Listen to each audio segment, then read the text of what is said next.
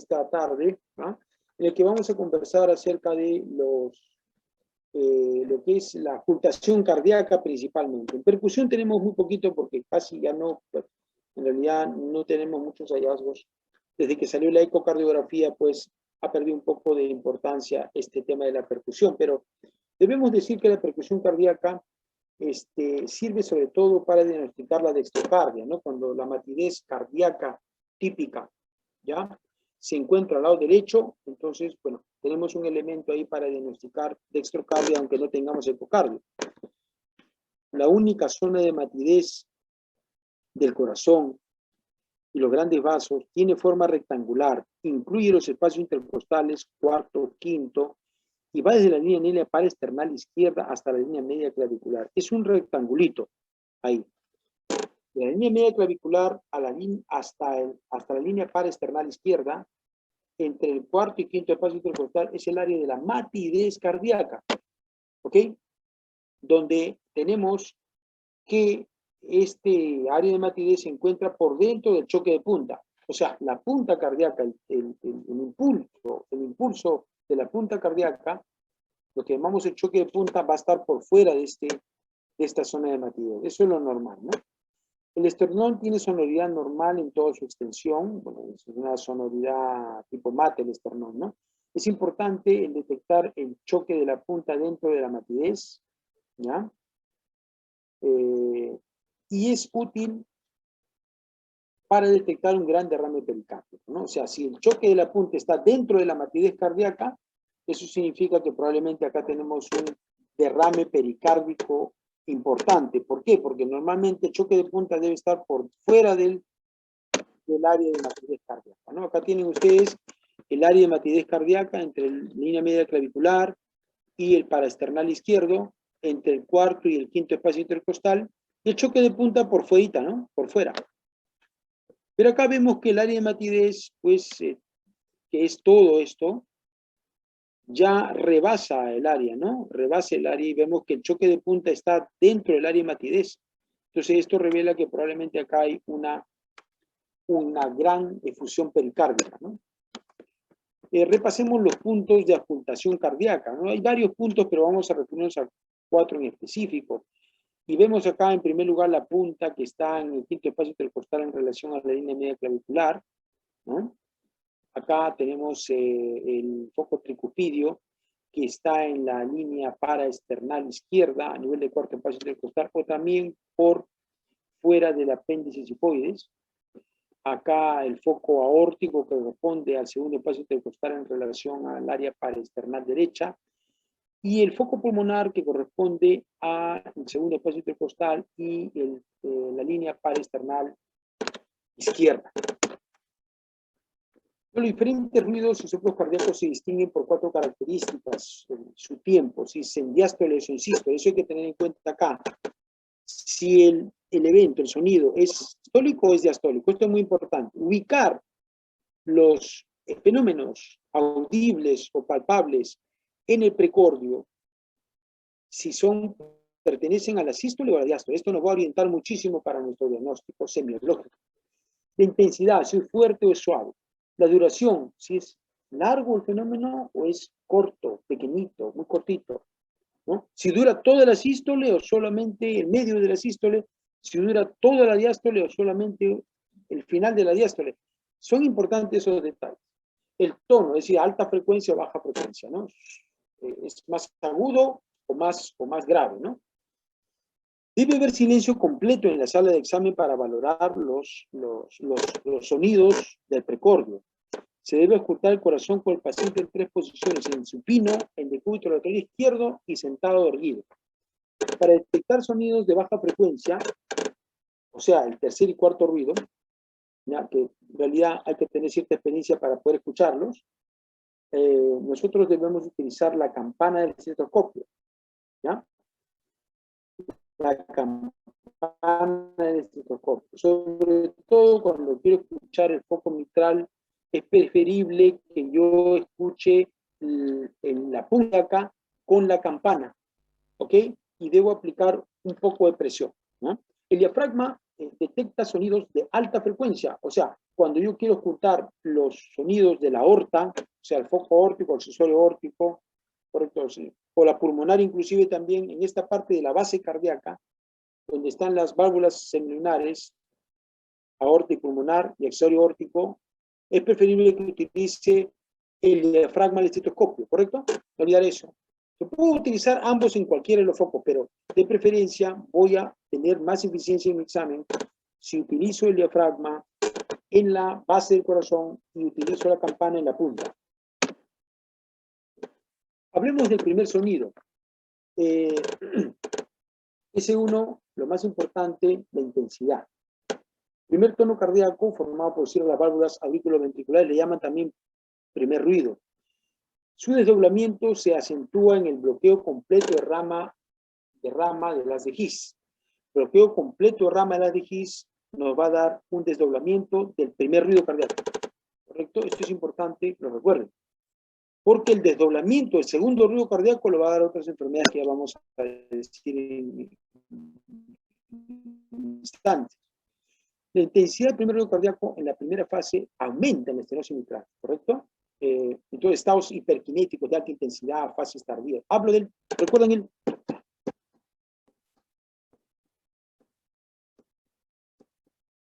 ¿Okay? Primero, segundo, ¿correcto? Estamos hablando de ese primer ruido aumenta con su intensidad, aumenta con la estenosis mitral, con los estados hiperkinéticos, febriles, hipertiroidismo, ¿no?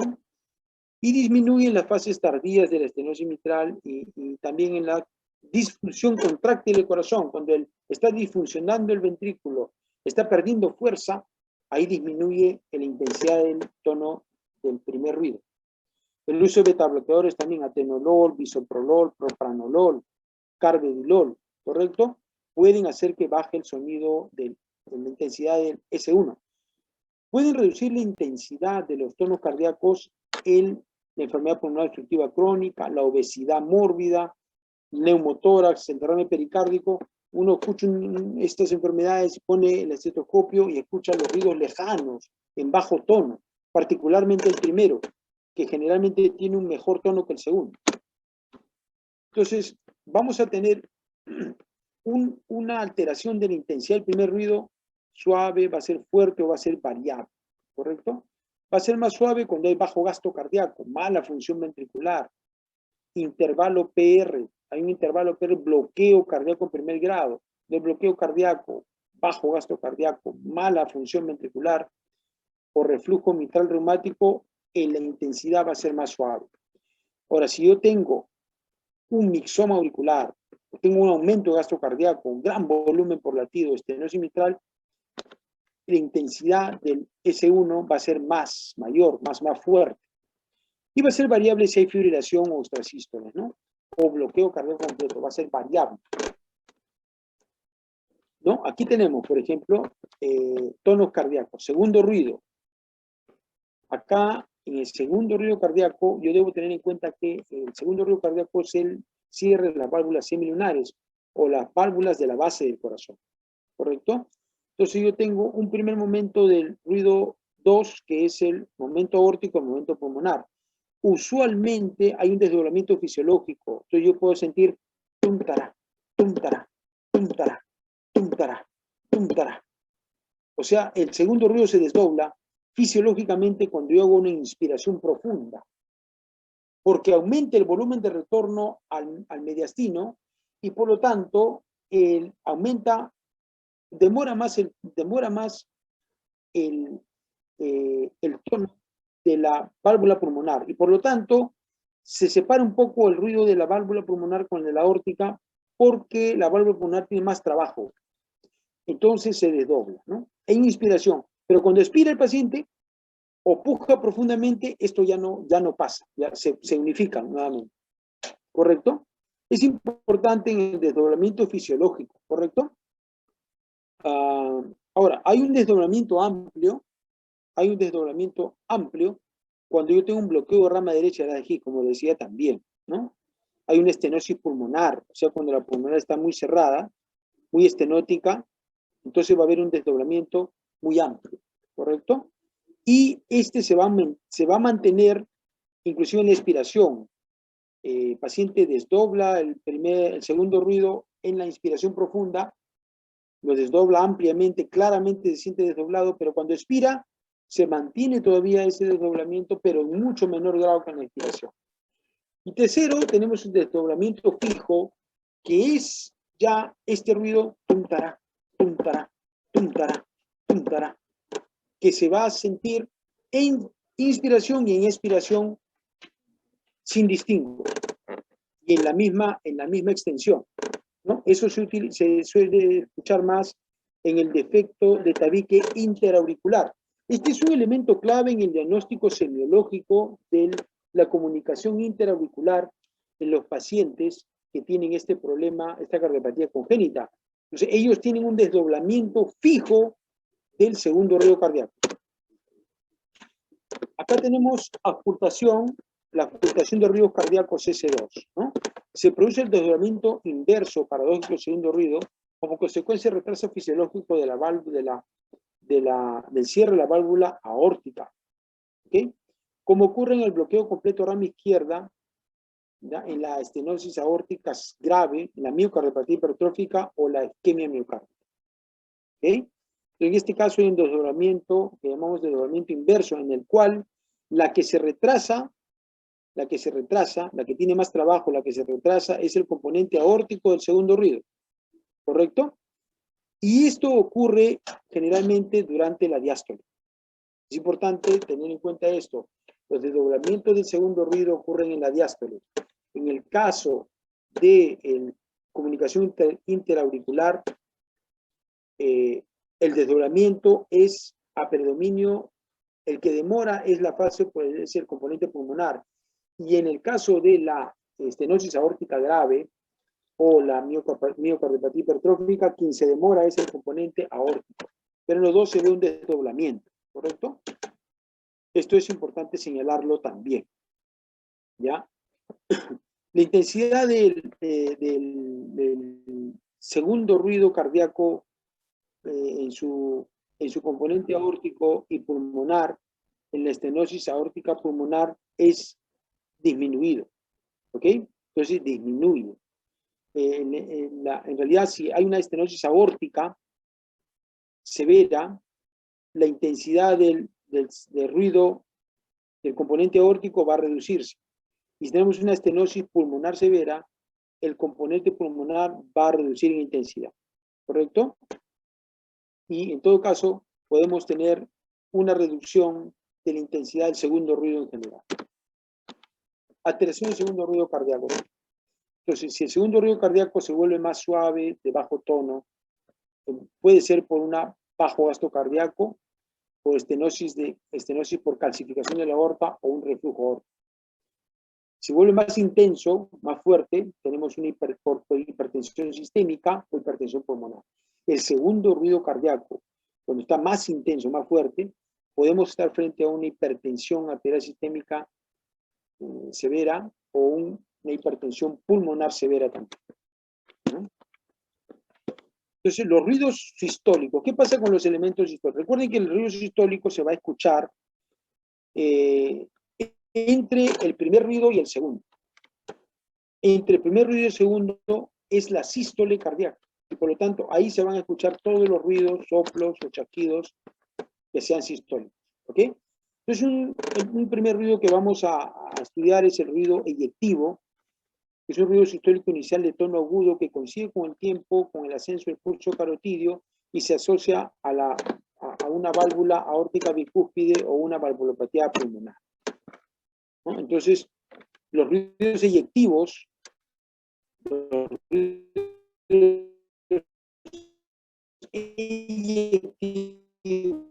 desaparecen a medida que la válvula pierde la base.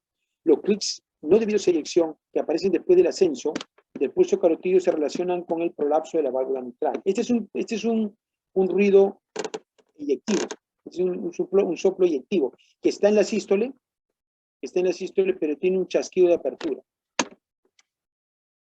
El chasquido de apertura de tono agudo de la estenosis mitral se produce poco después del S2. es un ruido diastólico. Estamos pasando ahora a los ruidos diastólicos. Después de S2 es la diástole. Es un chasquido de apertura. La intensidad del S1 y el chasquido de apertura disminuyen con la calcificación de rigidez progresiva del velo de la mitral anterior, ¿no? Entonces se produce un tercer tono cardíaco, S3, ¿correcto? S3 está en la diástole, igual que la parte de S4, son ruidos que están en la diástole, ¿no? Cuando el estado diastólico es temprano, es exagerado, ¿correcto? Se produce por la súbita desaceleración de la sangre que entra al ventrículo. Indica que la presión auricular está alta. S3 es normal en niños, adultos menores de 40 años, aunque indica severa disfunción sistólica en adultos de mayor edad y tiene valor pronóstico, ¿correcto? S4 se produce por la contracción auricular que impulsa la sangre a un ventrículo rígido, o sea, ventrículos rígidos, envejecidos, enfermos. Ocurre en pacientes con hipertensión arterial crónica, miocardiopatía isquémica, miocardiopatía hipertrófica, hipertensión arterial crónica, ¿no? Estenosis aórtica. Esos trastornos de ventrículos rígidos, por hipertrofia o por fibrosis, cursan con presión auricular alta, débito cardíaco normal. Y pues pueden dar un ruido S4. ¿Ok? Entonces, ¿cuándo puede haber un tercer ruido? En adultos jóvenes, en atletas, o personas que tienen embarazos, gestantes, o también fiebre. Y anormalmente en la hipertrofia del ventrículo izquierdo con mala contracción o el reflujo mitral. La intensidad del soplo, quiero que sepan acá, es importante esto. Recuerden que un soplo grado 4 tiene frémito o tril. ¿Ok? Entonces, si tiene tril o frémito, ya es mayor de grado 3, ¿no? ¿Ok? Ahora, si el soplo no lo oculta nadie más que un experto, un médico, un clínico de muchos años de experiencia, y nadie más, pues es un soplo grado 1. Si lo es ocultado por un personal inexperto, en condiciones óptimas, un grado 2. Si es ocultado fácilmente, pero no tiene tril, entonces un grado 3. Si tiene tril, ya es un grado 4. Todos los soplos que se ocultan en el precordio y que tienen frémito o tril, son patológicos. Definitivamente ahí hay una enfermedad cardiológica importante y que debe tener solución. ¿Correcto? Otra característica de un soplo cardíaco patológico que es de importancia y que usted debe diagnosticar con prontitud la causa es que sea diastólico. ¿Ok? O sea, que sea diastólico y además que tenga tril, definitivamente algo anda muy mal con este corazón. ¿Ok? Y los soplos grado 6 pues se pueden ocultar, aunque sin estetoscopio. Usted se acerca al paciente y ya está escuchando el soplo que tiene precordio el paciente, ¿no? Y tiene frémito, por supuesto. Tipo de soplo según su ubicación en el ciclo cardíaco. Miren ustedes, recordemos que es el ruido 1, ruido 2, S1, S2, ¿no es cierto? Es un soplo diastólico, continuo. Este es el soplo continuo que caracteriza a la persistencia del ductus arterioso, soplo imaginario. Está en diástole y está en sístole. ¿Ya? En la sístole tenemos nosotros acá el soplo pansistólico, el soplo inyectivo mesosistólico, el protosistólico y el teresistólico, ¿no? Estas distinciones no son muy, digamos, importantes actualmente porque tenemos la ecocardiografía que nos facilita, pero tener idea de lo que ocurre con un paciente, estamos nosotros escuchando un soplo, sobre todo diastólico, ese corazón está enfermo de todas maneras. Otro soplo sistólico lo puede tener un jovencito que acaba de jugar un partido de fútbol, y puede ser, es porque hay turbulencia, pero los soplos diastólicos no, generalmente son enfermedades graves. Y más aún si son totales, como en este caso, este tipo de soplos, son patológicos definitivamente. O este soplo pansistólico, que va del S1 al S2, inclusive borra los ruidos, no se le escuchan bien a los ruidos. Esos soplos son importantes. ¿Correcto? Como el de la insuficiencia mitral, por ejemplo, ¿no? Muy bien. Yo sé que tenemos soplos sistólicos son protosistólicos, mesosistólicos tardíos o holosistólicos también. La insuficiencia mitral aguda grave da un soplo protosistólico decreciente por la disminución del gradiente de la presión del ventrículo izquierdo y aurícula izquierda delante de la sístole. Es un proceso de gradiente. Empieza con máxima gradiente y culmina con la igualación, con la equidad de las presiones de ambas cámaras. Cámara de alto flujo, cámara de bajo flujo, alta presión, baja presión.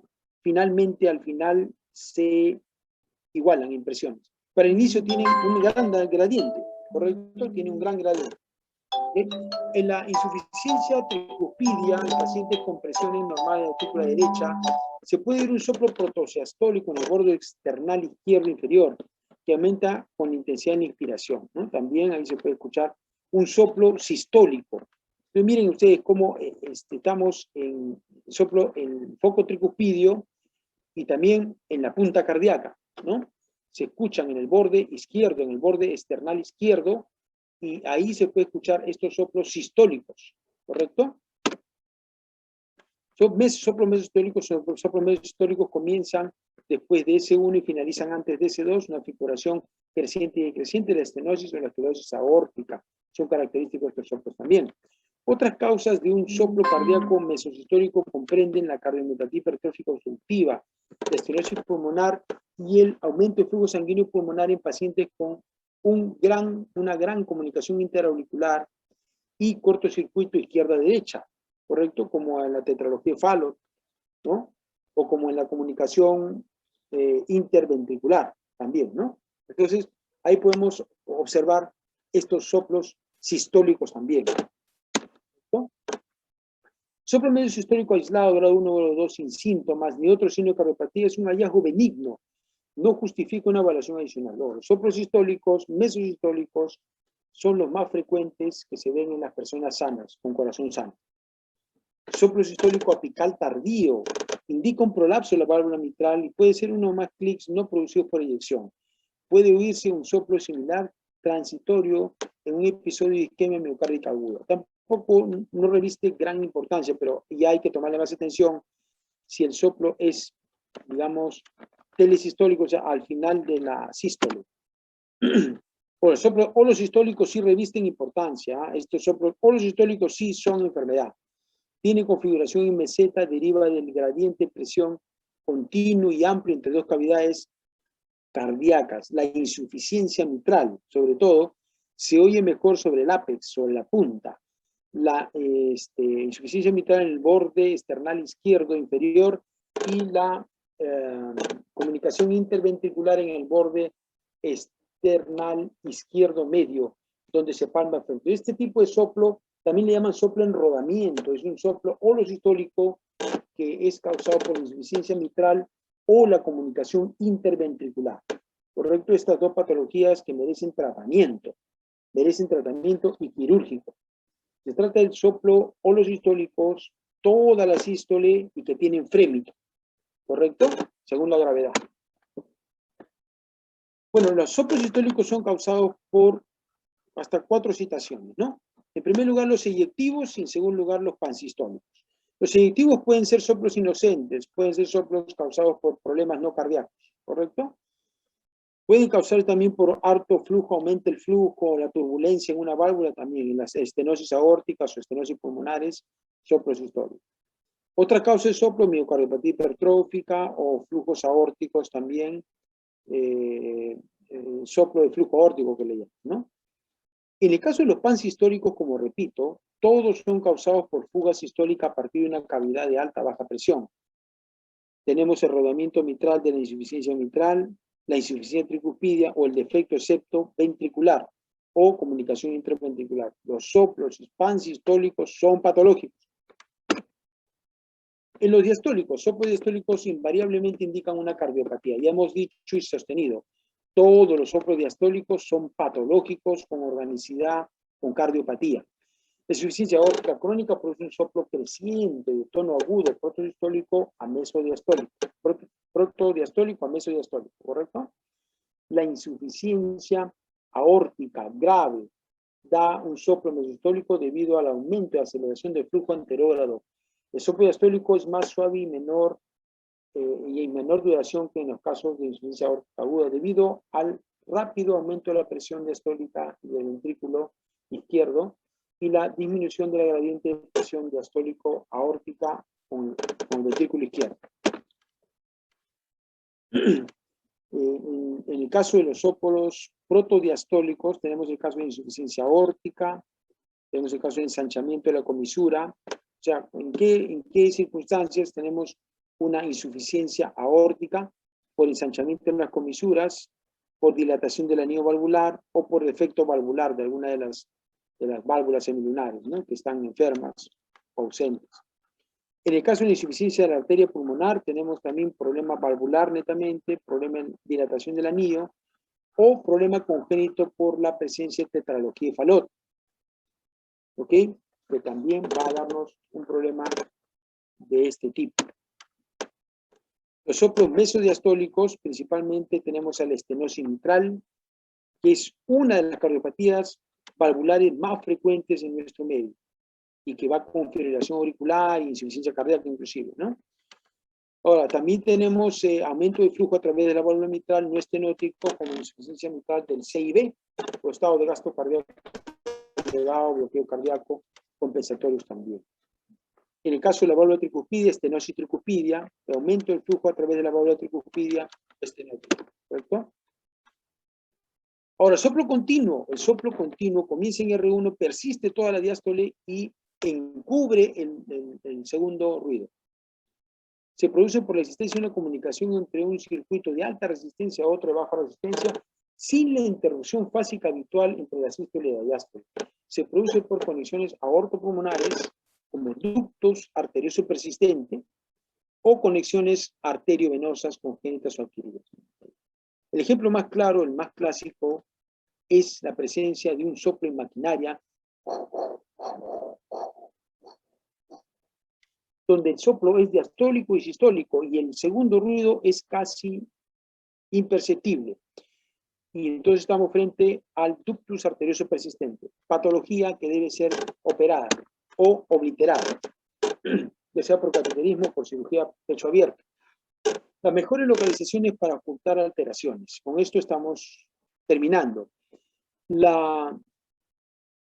Para ocultar un primer sonido cardíaco, o sea, el S1, para ocultar el tercer y cuarto sonido cardíaco, y para ocultar soplos mesodiastólicos o estenosis mitral, la mejor posición es la punta cardíaca, quinto espacio intercostal y la media clavícula.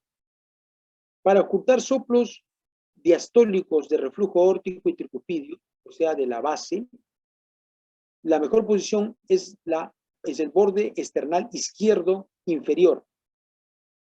Para ocultar el segundo sonido cardíaco, el S2, el chasquido de apertura de la estenosis mitral, los soplos de válvula pulmonar, el soplo pansistólico de defecto del septo ventricular, el soplo pansistólico por el CIB, el mejor foco es el borde external izquierdo superior.